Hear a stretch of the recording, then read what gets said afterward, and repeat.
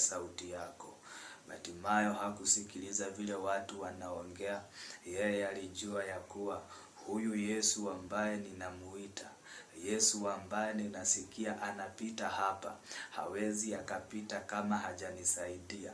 Si Mungu akupatia imani kama ya Bartimayo, imani ambayo utaamini ya kuwa mimi nitabarikiwa, mimi nitainuliwa katika jamii yetu, mimi nitakuwa mstari wa kwanza kuinuliwa.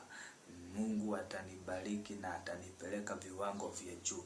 Kwa nini usiamini ya kwamba Mungu ambaye ninakuambia habari zake anaweza kubadilisha maisha yako?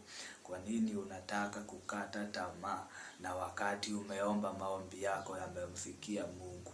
Wakati majibu yanakuja, wewe unakuwa umekata tamaa.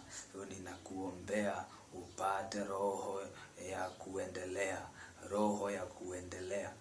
Nakemea roho ya kukurudisha nyuma. Kile ambacho unaona hauwezi, nataka nikuambie ukiwa na Mungu unaweza. Mahali ambapo unaona hauwezi ukafika, nataka nikuambie ukiwa na Mungu unaweza ukafika. Kile unataka ni ukue na imani.